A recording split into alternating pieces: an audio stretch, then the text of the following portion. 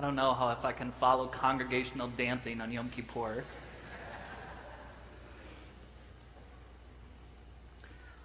Shabbat Shalom, Chag Sameach, Lashana Tova, Gamar Chatima Tova. Got a lot of things to say. Mr. Morris came into the hospice wing of our Brooklyn hospital in the middle of the night. The room where he was staying had 2 beds, but for the hospice staff it was always known as the chaplain's office, because 90% of the time it was vacant. It was the room where chaplains and interns would come to make a phone call, drink a cup of coffee, or just sit and rest their eyes for a bit. So when I came in the next morning and went to plug my laptop into one of the room's outlets, I was surprised to see the door closed and a patient chart on the wall. I went to talk to my social worker, Stacy, who gave me all the information regarding the late night admittance. Mr. Morris had been in bad shape for a while. The family had taken care of him, but had recently given up hope. They brought him in for a hospice evaluation, and after he was seen by doctors, he was admitted into the wing and given one of the chaplain's office beds. "What's his condition?" I asked. "Non-responsive," Stacy informed me. "He's not actively dying, and there's just no way to tell. Could be today, it could be tomorrow. Could be sometime this week. I guess we'll see." I walked away uncomfortable and anxious. I was in my 2nd week of my rabbinical chaplaincy rotation, and I was struggling. In the weeks before our placement began, I felt much more comfortable. I plowed through the reading material. I memorized everything. I memorized the protocols and dialogue paradigms for patient visits. But when I got on the floor and had my first non-responsive patient, I panicked, and the visit was a disaster. Our training back at the seminary instructed us to treat non-responsive patients like we would treat any other person that we were seeing. That we should knock on their door and ask for permission to enter, that we should sit with them and start a conversation, and that we shouldn't cut a visit short just because we were the only ones who were speaking. It's painfully unnatural, it's stressful, and it's embarrassing. And so I headed back down the hall towards Mr. Morris's room. My previous failures played in my head, and my stomach twisted into knots. When I got to the room, I readied myself. I took a deep breath, I knocked on the door, and I entered. "Good morning, Mr. Morris," I said. "My name is Yoni. I'm one of the chaplains here. I wanted to see if you would be up for a visit." So stupid. I wanted to see if you'd be up for a visit. I had been in the room for 5 seconds and I was already bombing.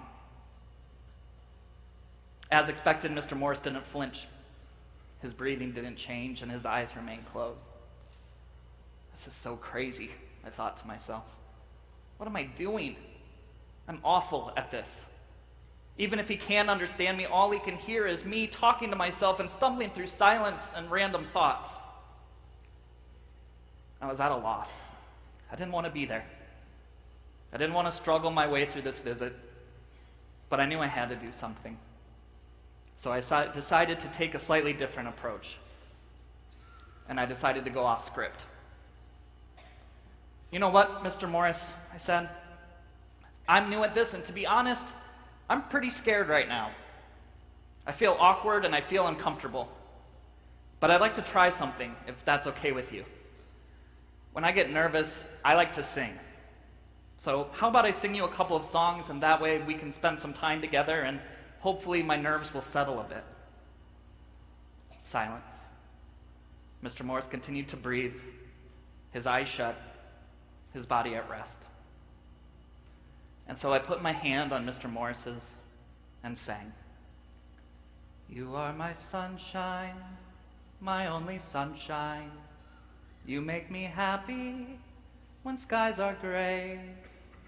You'll never know, dear, how much I love you. Please don't take my sunshine away." I sang it over and over, 5, maybe 6 times.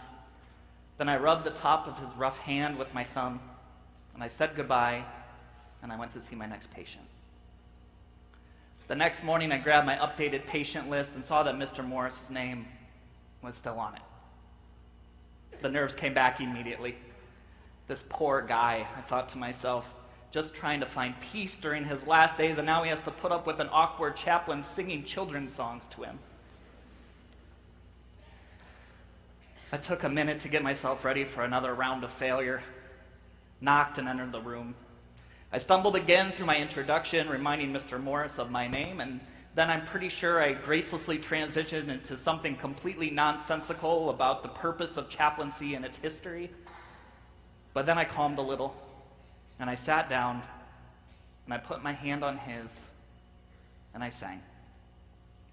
You are my sunshine, my only sunshine. You make me happy when skies are gray. You'll never know, dear, how much I love you. Please don't take my sunshine away. And like the previous visit, I sang it over and over again, 5, maybe 6 times. Then I rubbed the top of his rough hand with my thumb. I said goodbye, and I went to see my next patient. The next day, Mr. Morris was still there. His family had stopped by to provide funeral information and directions for the moment when he would pass, but informed the hospital that the family from that point would not be involved with anything except for the finances. And so that day I spent an extra half hour with Mr. Morris, still bumbling through my words, but I felt like it was an important day to see him. So I sang a few more songs and squeezed his hand a little tighter, just to let him know that even if his family was gone, he was not alone. The days came and the days went, and every day I arrived at work surprised to see Mr. Morris's name on the patient list. Days turned into weeks, and though he showed no signs of either improving or declining, I made sure that Mr. Morris was the first patient I saw every morning and the last patient I said goodbye to on my way out. Many of my patients passed away. Others were moved to different rooms or went to home hospice to be with their families. But Mr. Morris stayed put. And I continued to sing to him at least twice a day. You are my sunshine, my only sunshine. And then one day, a week before my chaplaincy rotation ended, I got to work. I put my laptop away. I grabbed myself a cup of coffee and I knocked on Mr. Morris's door. I was already through the doorway and making my way into the room, my morning conversation points clear in my head for the visit. And then, come in. I froze. Mr. Morris was there reclining, his bed at a 65-degree angle, his eyes were open, his hands were in his lap, and he was smiling at me. If I didn't know what to do before, I certainly didn't know what to do now. I stumbled, I'm pretty sure whatever I said was in English, and I reintroduced myself. I'm Yoni, I'm the chaplain. I know, he said. Are we going to sing today?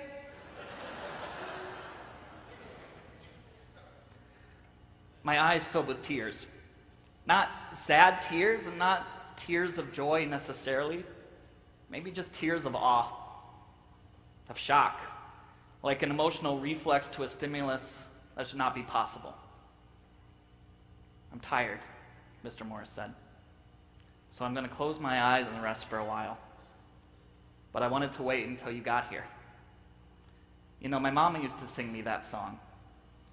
And I sang that song to my kids when they were growing up. So thank you for singing it to me. It made me feel at home. And before I could say anything, he pressed the button on the side of his bed, lowering his head, and closed his eyes. And I sat there for a minute or two, not saying a word, sitting in the silence. I thought about switching my approach to try one of the styles I had used with other patients. But then I turned, I saw Mr. Morris lying there. I put my hand on his, and I sang. Please don't take my sunshine away. In preparing for the high holidays this year, I've been thinking a lot about a practice interview question we were asked during our last months of rabbinical school as we began the synagogue placement process. The question was, what metaphor would you use to describe your rabbinate? And I've been thinking that many of the classic metaphors of religious leadership feel problematic, especially during these days of awe. For some, that old tried and true tradition, that objective of faith is to become a servant of God, to submit oneself fully to God's word and demand. To others, the goal is to be God's megaphone, to spread the word of sacred text and prophecy to all of God's creation. And sadly, there are others who see it as their religious duty to be soldiers of God, to take polluted scriptural interpretation and use it to judge, to guilt, and to embarrass others. But to me, that imagery just doesn't fit. We cannot be true submissive servants because our tradition demands that we question God, that we wrestle with the Torah and its teachings. We cannot be megaphones because we do not believe in proselytization, nor do we believe that everyone should be Jewish. And we certainly cannot consider ourselves soldiers of God, for our Torah is an Eitz Chaim, a tree of life, not a weapon of shame. Our tradition asks us to take a very different role, to see ourselves as something else entirely. So what is our metaphor? For me, I believe that we are asked to be chaplains. Each and every day we are tasked with the responsibility of caring for our Judaism, of holding its hand, of singing to it the melodies of its past, and of struggling with the overwhelming emotional and spiritual weight that comes with this holy work. And you know what? It's awkward. It's uncomfortable. It's demanding. We go through the training, we attend Hebrew school, or we learn from our families and friends. We read Jewish articles and web posts from great rabbis and thinkers so that, in theory, we know what we are supposed to do. We know what we are supposed to say. We have our manuals to guide us, and we have supervisors in the form of clergy and lay leaders should we have questions or concerns. But when we're given our patient, when the corpus of faith and action lies before us, our training becomes a blur, and we stumble through our encounter with anxiety and with embarrassment. Because often our Judaism is a patient like Mr. Morris, an old stranger who lies motionless, non-responsive, unable to tell us what helps, unable to tell us what hurts, considered helpless and hopeless by so many. And because the task isn't challenging enough as is, we can't even be sure that it's aware of us. But we are chaplains. And because we are chaplains, it is our duty to get uncomfortable. It is our duty to get anxious. It is our duty to get nervous, to feel silly and dumb, and then to sing anyway. And to sing as if every single note is heard and understood. Yom Kippur is about freedom. Throughout these 25 hours of prayer and penitence, we wriggle ourselves loose from the tethers of our past mistakes. But with the newness and purity of our freedom, we are also asked to recommit ourselves to another round of chaplaincy. To put in the work day in and day out of being a Jew and living a Jewish life.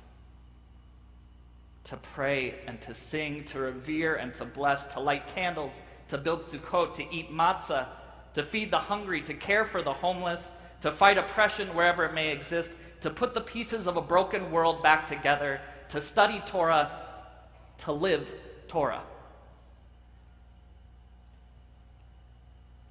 Our contract doesn't stipulate that we do this perfectly, or even proficiently for that matter. Just that we try. That we embrace our chaplaincy and value it for the gift it is. And that through the embarrassment, through the discomfort, through the frustration, we continue to show up and do our job because Judaism needs us, because the world needs us, because God needs us.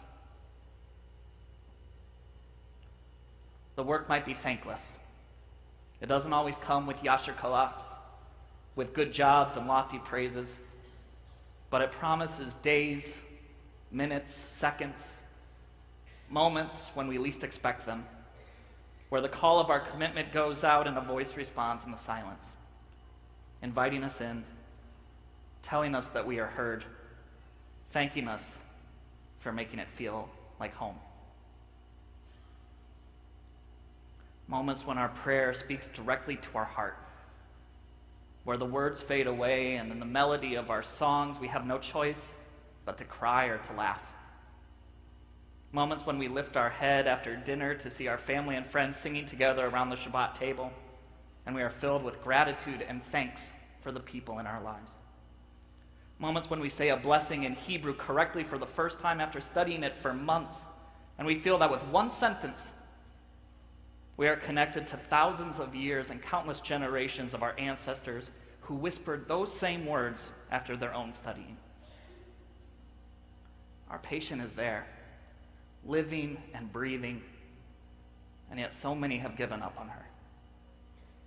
At times we too have given up on her, because services are long and complicated, because Hebrew is a hard language to learn and an even harder language to master, because it feels like everyone around us knows more than we do, because laying tefillin or wrapping ourselves in a talit feels meaningless, awkward, and strange, because we don't feel what we think we are supposed to feel. But my friends, my family, the struggle is crucial, and the reward is worth every moment of fear, every moment of confusion, every moment of anxiety. Nobody could have predicted that Mr. Morris's condition would improve, that he would come back from death's door to let us know that he heard us when we spoke to him and when we sang to him. But there is no doubt that our Judaism is waiting for us, listening to every word, every fumble, every awkward pause, and is rejoicing in our love and dedication and longing to show us that love and dedication in return, that she may open her eyes, sit up, and sing to us. You are my sunshine, my only sunshine. You make me happy when skies are gray. You'll never know, dear, how much I love you. Please don't take my sunshine away.